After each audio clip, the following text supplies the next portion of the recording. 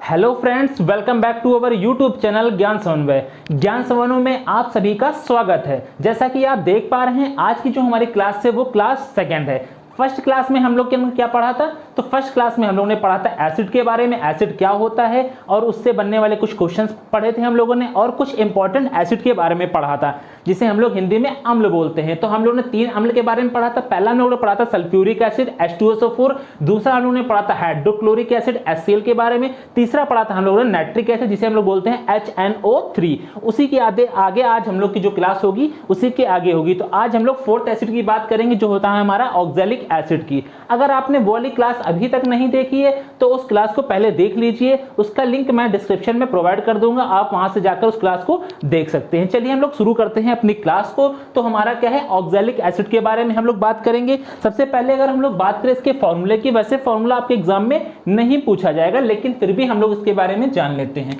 तो इसको हम लोग क्या लिखते हैं, COOH सिंगल बॉन्ड COOH, ये इसका क्या होता है, फॉर्मूला होता है। अगर हम लोग सबसे इंपॉर्टेंट फैक्ट की बात या क्वेश्चन की बात करें, इससे बनने वाला क्वेश्चन क्या है, अगर क्वेश्चन पूछा जाए बताइए पथरी का मुख्य कारण क्या होता है, पथरी किसकी वजह से होती है, तो उसका सबसे बड़ा कारण क्या है, हमारा ऑक्सैलिक एसिड है। हमारे शरीर में ऑक्सैलिक एसिड की मात्रा बढ़ जाने से ही हमारा क्या होता है, पथरी होती है। क्या होती है, पथरी होती है। तो सबसे मुख्य कारण क्या है, हमारा ऑक्सैलिक एसिड है। तो इसको हम लोग लिख सकते हैं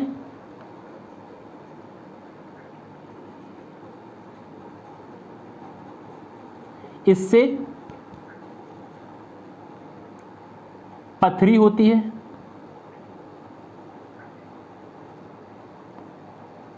मतलब कि हमारे शरीर में अगर ऑक्सैलिक एसिड की मात्रा बढ़ जाएगी तो हमारे क्या हो जाएगा, पथरी हो जाएगा। अब अगर हम लोग फॉर्मूले की बात करें, हमारा जो किडनी स्टोन होता है, क्या होता है, हमारा किडनी स्टोन होता है, उसे हम लोग और क्या बोलते हैं, तो उसे हम लोग बोलते हैं किडनी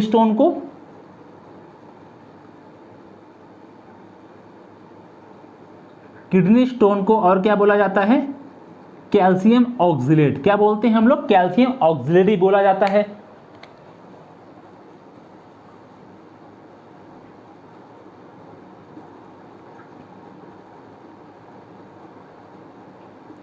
ठीक है, क्या बोलते हैं, पथरी को और भी क्या बोला जाता है, कैल्शियम ऑक्सलेट भी बोला जाता है। नेक्स्ट अगर हम लोग और बात करें कि ऑक्सैलिक एसिड आखिर हमारा पाया कहाँ कहाँ जाता है, तो अगर हम लोग बात करें ये पाया कहाँ कहाँ जाता है, तो सबसे पहले ये टमाटर, मतलब इसे टोमेटो में पाया जाता है। ये हमारा क्या, ऑक्सैलिक एसिड टोमेटो में पाया जाता है, टमाटर में। दूसरा अगर हम लोग बात करें ये और कहाँ पाया जाता है, स्पिनिच जानते होंगे आप लोग, पालक में पाया जाता है, और एक्सेट्रा इसी तरह पाया जाता है। ठीक है, अब अगर हम लोग और इसके बारे में थोड़ा बात करें ऑक्सैलिक एसिड के बारे में, तो मोस्ट इंपॉर्टेंट जो क्वेश्चन ये बनता है कि बताइए ये जो हमारे, जैसे कि मान लीजिए जो हमारे आयरन से जो जंग लगती है, जंग के धब्बों, जंग के दाग या फिर धब्बे मिटाने के लिए, धब्बे या फिर इंक के जो दाग हैं, किसके, इंक के दाग को हटाने के लिए इसका प्रयोग किया जाता है। हटाने के लिए ऑक्सैलिक एसिड क्या करते हैं, प्रयोग करते हैं।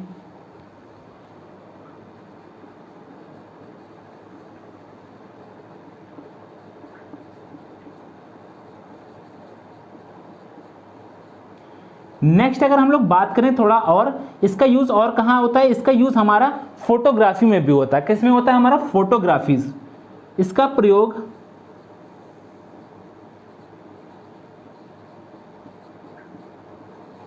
फोटोग्राफी में भी होता है। जो फोटोग्राफी की जो लैब्स होती हैं उसमें भी ऑक्सैलिक एसिड का कुछ यूज किया जाता है।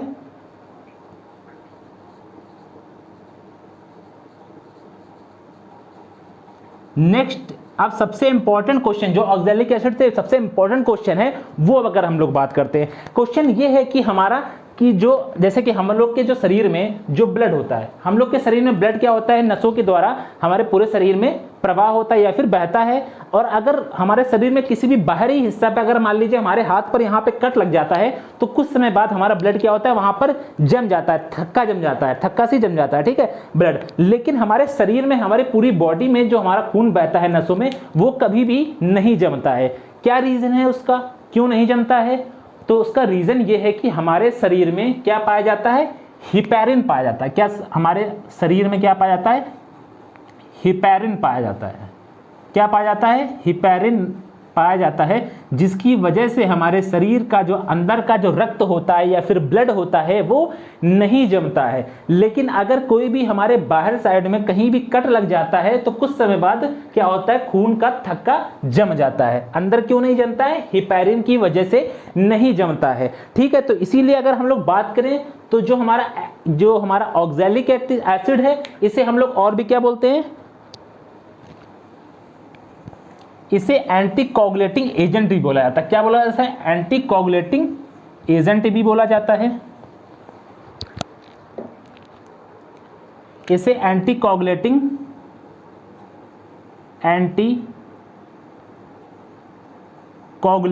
एजेंट। अब ये क्या होता है, देखिए मैं बताता हूं इसके बारे में। होता क्या है, इसे सोडियम ऑक्सलेट कहते हैं। क्या बोलते हैं इसे, सोडियम ऑक्सलेट को ही कहा जाता है। क्या, सोडियम ऑक्सलेट।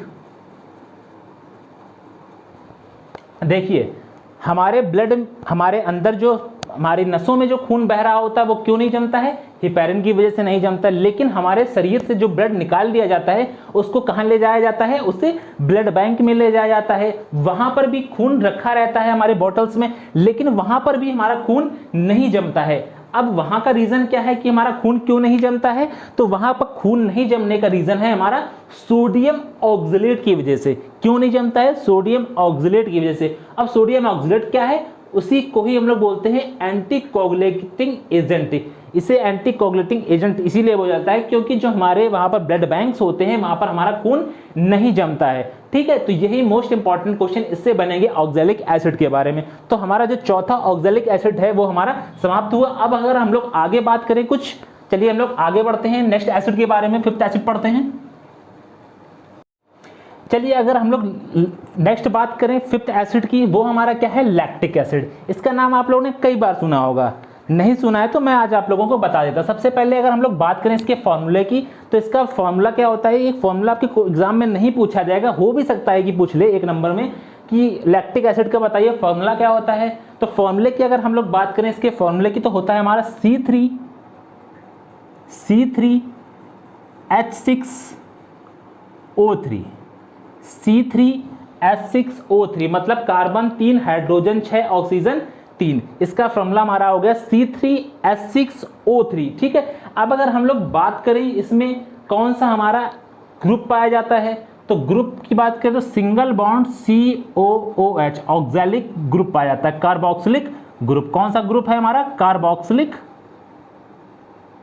ग्रुप पाया जाता है। वैसे ये क्वेश्चन आपके एग्जाम में पूछा नहीं जाएगा, लेकिन मैं फिर बताता हूँ एक्स्ट्रा चीजें। सिंगल बॉन्ड COH क्या होता है हमारा, कार्बोक्सिलिक ग्रुप होता है। अब अगर हम लोग सबसे बेसिक बात करें लैक्टिक एसिड की, देखा होगा आप लोगों ने जो हमारा दही होता है, दही कैसा होता है, स्वाद में खट्टा होता है। तो खट्टे होने का रीजन, कभी कभी दूध हमारा हल्का सा खट्टापन सा हो जाता है, देखा होगा आपने, दूध हमारा हल्का सा खट्टापन सा, तो दूध का हल्का खट्टापन हो जाना ही हमारा क्या है, लैक्टिक एसिड है। दूध का खट्टेपन होना, दही का खट्टापन होना, वो हमारा क्या है, लैक्टिक एसिड है। उसमें कौन सा एसिड बन जाता है, लैक्टिक एसिड। तो हम लोग लिख सकते हैं सोर टेस्ट ऑफ मिल्क और कर्ड, दूध का खट्टापन होना और दही का खट्टापन होना। अब अगर हम लोग बात कर रहे हैं, हम लोग अगर ज़्यादा एक्सरसाइज कर लेते हैं तो हम लोग को क्या महसूस होती है, थकावट महसूस होती है। क्यों होती है कि हमारी मांसपेशियां जो हैं, हमारी ज़्यादा एक्सरसाइज करने से हमारे मांसपेशियों में क्या हो जाता है, हमारा लैक्टिक एसिड जमा होने लगता है या फिर बनने लगता है, अधिक मात्रा में बनने लगता है। तो कुछ समय बाद क्या होता है, हमारे जो हमको पूरी बॉडी है उसमें क्या होती है, थकावट महसूस होने लगती है। तो उसका रीजन क्या है, हमारा लैक्टिक एसिड है। तो हम लोग लिख सकते हैं ड्यू टू एक्सेसिव एक्सरसाइज, मतलब ज्यादा मात्रा में एक्सरसाइज कर लेने से, ठीक है, ड्यू टू एक्सेसिव एक्सरसाइज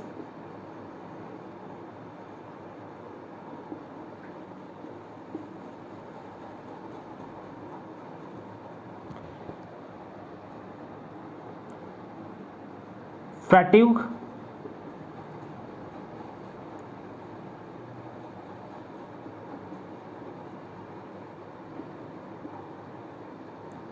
कहने का मतलब हमारा क्या है, ज्यादा एक्सरसाइज कर लेने से,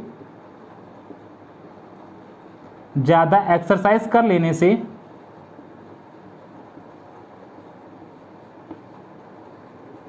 हमारी मांसपेशियों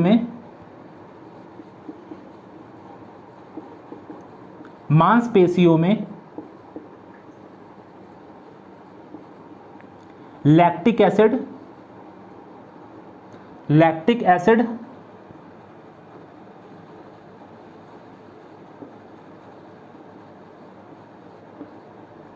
बनने लगता है। तो हमें क्या हो जाता है,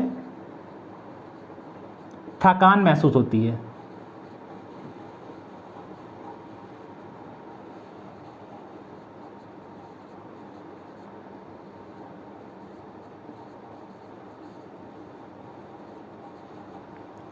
ठीक है, ये लैक्टिक एसिड में बस इतना ही। चलिए हम लोग बढ़ते हैं नेक्स्ट एसिड के बारे में।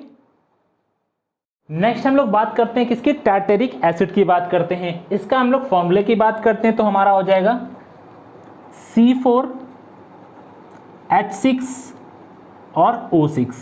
इसमें भी हमारा कौन सा ग्रुप पाया जाता है, single bond COOH, carboxylic group पाया जाता है। कौन सा ग्रुप पाया जाता है हम लोग का, कार्बोक्सिलिक ग्रुप पाया जाता है। अगर हम लोग बात करें टार्टेरिक एसिड की, तो ये हमारा कहाँ कहाँ पाया जाता है, तो जो हमारे इमली होती है, क्या होती है हमारी इमली, जो हमारे अंगूर होते हैं और हमारा जो कच्चे आम होते हैं, किसमें, हमारी इमली हो गई,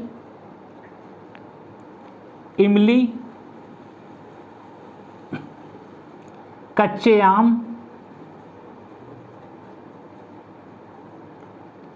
आम या फिर अंगूर में क्या पाया जाता है, हमारा टार्टेरिक एसिड पाया जाता है। अब अगर हम लोग बात करें खाने वाला सोडा या फिर बेकिंग सोडा की, किसकी, बेकिंग सोडा, या फिर क्वेश्चन बहुत बार पूछा गया इसलिए हम लोग स्टार बना लेते हैं इसको, खाने वाला सोडा का फॉर्मूला, खाने वाला सोडा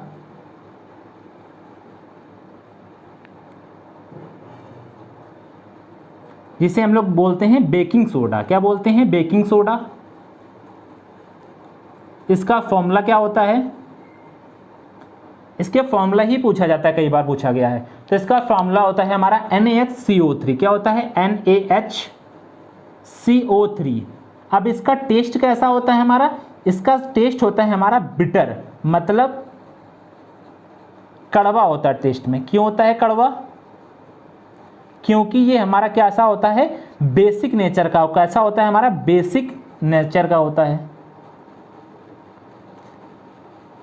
जो हमारा बेकिंग सोडा होता है ये हमारा कैसा होता है, बेसिक नेचर का होता है। बेस मैंने बताया था, जो पीएच स्केल में 7 से लेकर 14 के बीच में आएंगे वो सारे हमारे क्या होते हैं, बेस कहलाएंगे। अभी बेस के बारे में मैं अच्छे से समझाऊंगा आगे, जैसे हमारे एसिड खत्म होगा तो उसके बाद हम लोग बेस की ही बात करेंगे डीप में। तो ये हमारा NaCO3 कैसा होता है, बेसिक इन नेचर।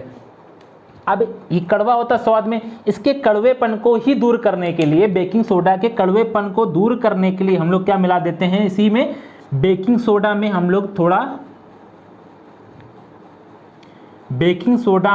थोड़ा क्या मिला देते हैं, टार्टेरिक एसिड को मिला दिया जाता है, जिससे इसका जो कड़वापन होता है वो हमारा दूर हो जाता है। तो ये इंपॉर्टेंट क्वेश्चन लिख लीजिएगा, इंपॉर्टेंट, ठीक है। बेकिंग सोडा के कड़वेपन को दूर करने के लिए हम लोग क्या मिला देते हैं, उसमें टार्टेरिक एसिड को मिला देते हैं। चलिए हम लोग बात करते हैं नेक्स्ट एसिड की। नेक्स्ट हम लोग अगर बात करें सेवंथ एसिड की, वो हमारा क्या है, बोरिक एसिड का। इसका फॉर्मूले की बात करें तो हमारा फॉर्मूला होता है H3BO3 होता है। क्या होता है हमारा इसका फॉर्मूला, H3BO3। अब इसका जो मोस्ट इंपॉर्टेंट यूज है, गर्मियों का सीजन चल ही रहा है, तो गर्मियों में जो हम लोग पसीना निकलता है जिसे स्वेट बोलते हैं, उसको एब्जॉर्ब करने के लिए किस एसिड का यूज किया जाता है, बोरिक एसिड को हमारे पाउडर्स में मिलाया जाता है। तो किसमें मिलाते हैं, it is used in powders, it is used in sweet powders to absorb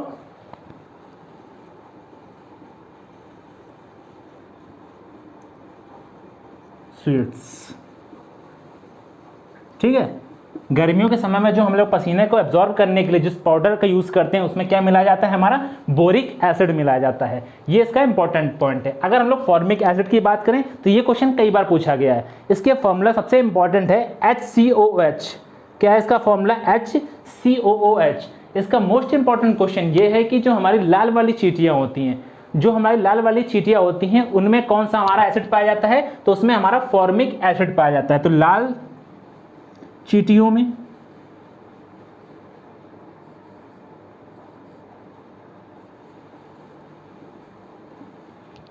लाल चींटी में, और जो हमारी नुकीली पत्तियां होती हैं, नुकीली पत्तियों में किसमें पाया जाता है, नुकीली पत्तियों में हमारा क्या पाया जाता है, हमारा फॉर्मिक एसिड पाया जाता है। तो इसका पूछा जाएगा कि हमारी लाल वाली चींटी काटने पर कौन सा एसिड होता है, हमारा फॉर्मिक एसिड। उसका फॉर्मूला होता है HCOOH। अगर हम लोग इसकी बात करें HCOOH का, इसका IUPAC नेम, क्या नेम इसका, IUPAC नेम की बात कर लें, अच्छा, तो इसका हो जाता है हमारा मेथेनोइक एसिड। क्या बोलते हैं इसको, मेथेनोइक एसिड बोला जाता है। किसमें, IUPAC में। अब ये IUPAC क्या था, छोटा सा मैं 2-4 सेकंड में बात करता हूँ। IUPAC जैसे कि हमारे इंडिया में इसका नाम फॉर्मिक एसिड बोला जाता है, हो सकता है कि दूसरी कंट्रीज में इसको फॉर्मिक एसिड ना बोला जाए। तो एक जो हमारा इंटरनेशनल नाम रखा जाता है उसी को हम लोग IUPAC बोलते हैं, international union of pure applied chemistry. इसका फुल फॉर्म होता है IUPAC का। जो हमारा फॉर्मिक एसिड होता है उसे मेथेनोइक एसिड बोलते हैं। चलिए हम लोग बढ़ते हैं अपने 9th एसिड के बारे में, पढ़ते हैं हम लोग एसिटिक एसिड के बारे में। चलिए अब लोग बात करते हैं 9th एसिड के बारे में। हमारा कौन सा है, एसिटिक एसिड के बारे में। सबसे पहले हम लोग इसके फॉर्मूले की बात करें, इसका फॉर्मूला होता है CH3COOH। ये तो आप लोग इससे परिचित होंगे, आपने 11th या 12th में बहुत अच्छे से पढ़ा होगा एसिटिक एसिड के बारे में। अगर हम लोग इसकी IUPAC के नाम की बात करें, इसकी IUPAC नाम क्या होता है, तो इसके IUPAC नाम होता है इसका इथेनोइक एसिड। क्या बोलते हैं हम लोग इसको, इथेनोइक एसिड।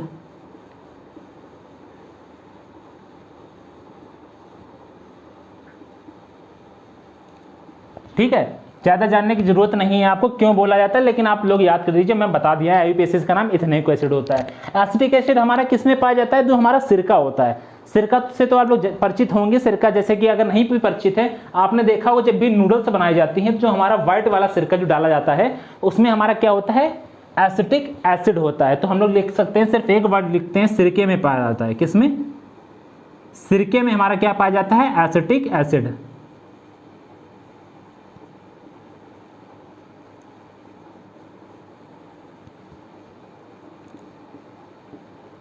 अगर हम लोग बात करें जो एसिटिक एसिड होता है, एसिटिक एसिड ये तो है नहीं कि पूरे को, एसिटिक एसिड में जो हमारा 95% अप्रोक्स 95% हमारा क्या होता है, उसमें पानी होता है। क्या होता है, पानी होता है। 95% पानी होता है।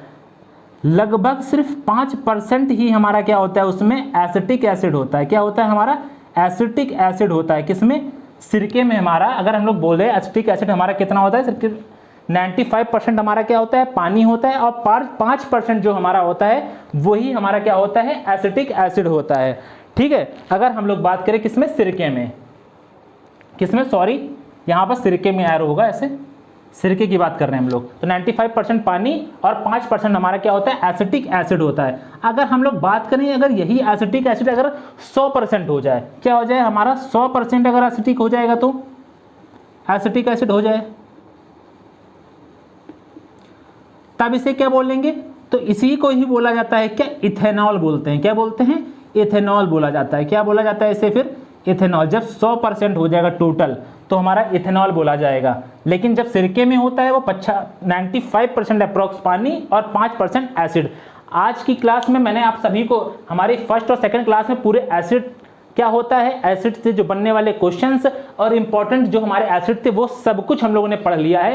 एसिड हमारा पूरा समाप्त हो गया है। अब अगर हम लोग बात करेंगे किसकी, बेस के बारे में बात करेंगे और सॉल्ट के बारे में। मुश्किल से एक क्लास और लगेगी, हमारा एसिड बेस और सॉल्ट पूरा टॉपिक खत्म हो जाएगा। ये इंपॉर्टेंट टॉपिक इसलिए हमारा इतना लंबा जा रहा है, कम से कम 3 वीडियो में समाप्त हुआ है। इसको अच्छे से पढ़ लीजिएगा, मोस्ट इंपॉर्टेंट क्वेश्चन हो सकता है इसी से बने। चलिए मिलते हैं नेक्स्ट क्लास में। आज की क्लास में बस इतना ही, धन्यवाद।